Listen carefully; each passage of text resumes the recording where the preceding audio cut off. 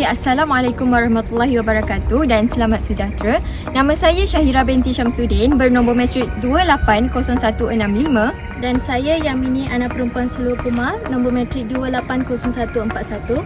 Okey, pada tugasan kali ini kami akan menemu bual dua orang pelajar Universiti Utara Malaysia bagi mengetahui apakah ajaran agama yang mereka anti dan juga bagaimana mereka mengaplikasikan ajaran agama dalam kehidupan seharian mereka. Dan tambahan pula, tugasan kami bertemakan penanaman nilai-nilai agama dalam pembangunan sasial dan juga karakter seseorang individu. Okey, selamat sejahtera dan selamat pagi. Nama saya Yamini anak perempuan Seluruh Kumar, nombor matrik 280141. Saya akan menembu bual awak pada hari ini untuk tugasan bagi khusus keagamaan dalam pendidikan moral. Jadi, bolehkah awak memperkenalkan diri?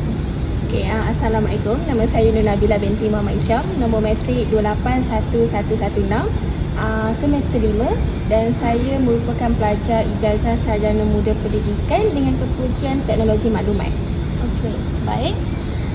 Apakah pengamalan ajaran agama awak? Okey, pengamalan dalam kalau mengikut dari segi Islam, agama Islam, kami dididik, contoh saya ambil satu pengamalan aurat kami dididik untuk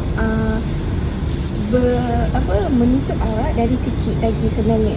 Okey, tapi sekarang kalau kita tengok kan, mostly isu menutup aurat ni dia naik turun.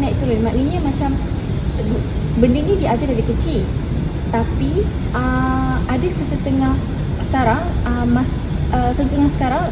ibu bapa ni benda tu dia pandang remeh.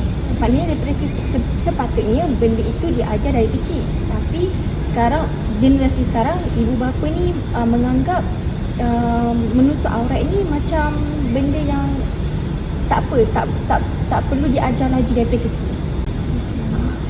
Jadi dalam konsep Islam, menutup aurat itu adalah penting bagi wajib. semua, wajib dan penting bagi semua beragama Islam, Muslim dan Islam. Dan benda itu patut diajar dari kecil sebenarnya. Okey, baik. Okey, kita pergi kepada soalan ketiga. Boleh Nabila? Boleh. Okey, soalan ketiga, apakah isu dan masalah yang paling ketara yang dilakukan oleh penganut agama awak? Okey, macam saya kata tadi, dari segi isu aurat, contohnya isu aurat lah. Aurat, kalau nak katakan dari sudut Islam, aurat ini merupakan salah satu kewajipan. Tapi itu dikatakan isu sebab sekarang aurat itu dipandang biasa. Macam kita tengok sekarang, okay, saya tak mention ke semua orang, maknanya setiap ni individu, tapi saya mention macam kita boleh tengok sekeliling kita. Contoh artis yang macam bagi diorang aurat itu benda biasa. Jadi itu bagi saya itu adalah satu isu. Sedangkan aurat itu dalam sudut Islam benda yang wajib, yang patut setiap umat Islam patut patuhi. Jadi itu merupakan satu isu dan juga masalah yang perlu kita ketengahkan sebenarnya. Maknanya maksud saya macam aurat ini kan kita perlu diajar dari sejak kecil, dan benda itu perlu dikekalkan sebenarnya. Cuma kalau kita tengok mungkin kecil dia diajar, and then bila besar dia berubah. Mungkin daripada pakai tudung tak pakai tudung. Dari segi tutup aurat melalui tudung lah. Macam tu. Macam kalau ada juga macam setengah kita, macam mungkin kami yang Islam yang biasa, yang tak adalah macam alim sangat, mungkin dari segi tidak sempurna menutup aurat itu. Macam contohnya macam dari segi tudung kebaya kita sepatutnya mesti menutupi dada. Itu dikatakan aurat yang sempurna. Okey, jadi boleh dikatakan pada dunia moden sekarang ni, remaja-remaja yang sekarang pada masa generasi sekarang ni, mereka lebih terpengaruh dengan pengaruh cara berpakaian orang barat. Betul. So Jadi di sini isu dan masalah dikatakan tutup aurat itu adalah Salah satu isu. dalam agama Islam. Okey, soalan keempat, apakah penyelesaian terhadap isu dan masalah tersebut? Okey, dalam Islam kita diajar beberapa cara. Contoh, first, macam pandangan saya lah. First, kita menegur. Okey, kita menegur. Yang kedua, selepas kita menegur, if lah, anda katalah yang orang yang kita tegur itu dia masih tidak ni, kita tak ada macam kalau semacam tu lah, saya sebagai kawan saya tak menutup aurat kan, jadi saya hanya boleh menegur. If dia tak buat juga, tak ada cara lain, hanya boleh macam sekurang-kurangnya kita dah menegur. Maknanya kewajipan kita sebagai kawan sesama Islam dah menegur dia adalah dah dilakukan. Itu atas individu itu sendiri. Okey, dan kita sebagai kawan dia tak boleh terpengaruh sebenarnya. Cara untuk kita isu ini kurang adalah selain kita menegur, kita sendiri juga jangan buat benda itu. Maknanya kalau kena tutup aurat dan dia tak tutup aurat, kita tak boleh daripada aurat bertutup aurat ni tak tutup aurat. Faham? Yang ini faham pasal saya.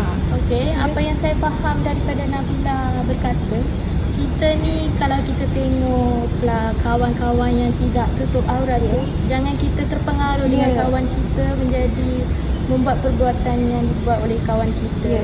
Paling utama adalah kita menegur dulu lah. Dan menegur tu ada cara dia. Means kalau sebagai kawan, kita bukan ibu bapa kan. Jadi sebagai kawan kita boleh menegur secara baik dulu. Kalau dia tak buat, itu atas pilihan diri dia dan akan itu dengan Tuhan lah. Okey, baik. Soalan kelima, apakah perancangan dan tindakan awak berasaskan agama dalam kehidupan seharian? Okey, kalau kami sebagai umat Islam, kami berlandaskan Al-Quran dan hadis sebagai panduan hidup kami. Kiranya apa yang tertakluk dalam Al-Quran itu adalah benar, adalah benda yang wajib. Ada satu hadis riwayat Nabi yang mengatakan, yang bersabda, wanita ni adalah cerminan hidup. Maknanya cerminan, kiranya sekiranya kita keluar dan kita tidak menutup aurat, dia adalah syaitan itu menghiasi diri dia. So dalam Al-Quran tu dia mengatakan menutup aurat adalah wajib. Menutup aurat dengan sempurna itu adalah wajib. Jadi jadi sebagai umat Islam ni, kami kena berpandukan Al-Quran dan hadis sebab semua apa yang kita buat dalam kehidupan ini ada ganjaran dia, dan sekiranya kita mengikut apa yang diperintah oleh Allah yang tertakluk dalam Al-Quran dan juga hadis. Jadi sebagai agama Islam, kepada perempuan, wanita perlu menutup aurat seperti mana diterterakan dalam Al-Quran dan juga hadis. Terima kasih Nabila untuk temu Rama. Okay, selamat sejahtera. Nama saya Syahira binti Syamsuddin, bernombor matriks 280165, akan menemu bual awak pada hari ini untuk tugasan kami untuk kursus keagamaan dalam pendidikan moral. Jadi saya akan menanyakan awak tentang beberapa soalan. Okey, soalan yang pertama, bolehkah awak memperkenalkan diri terlebih dahulu? Okey, terima kasih Syahira.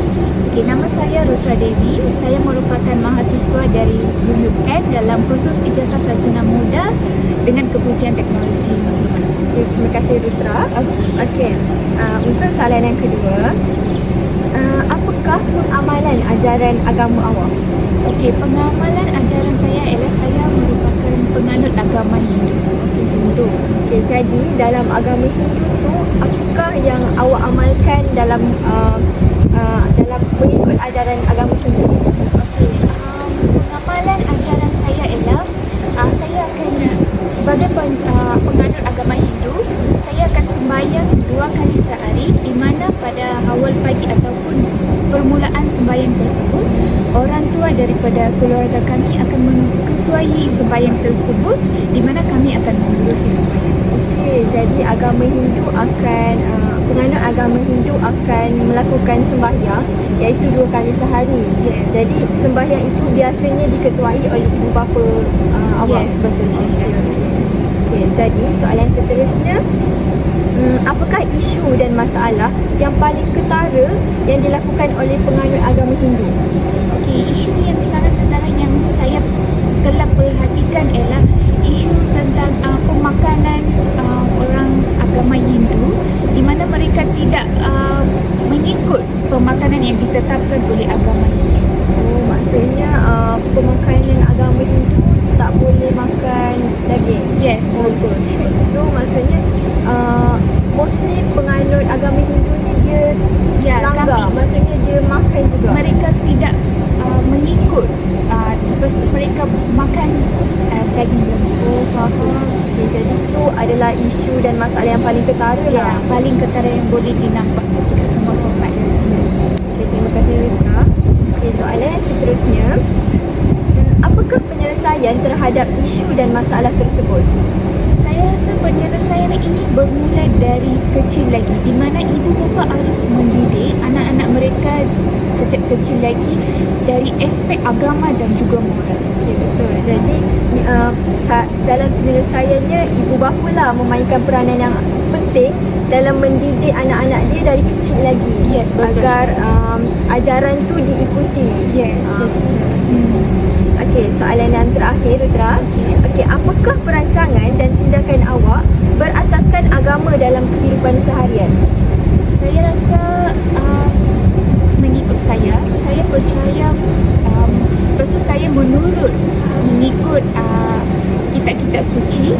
Contohnya mengikut agama Hindu, kitab-kitab suci contohnya seperti Mahabharata, di mana dalam itu akan ada prinsip-prinsip yang harus diikuti oleh seseorang dalam kehidupan seharian mereka.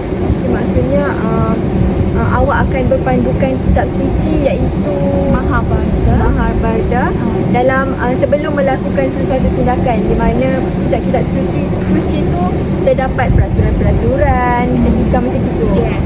Okey, faham. Okey. Jadi itu adalah sedikit berkenaan dengan agama Hindu.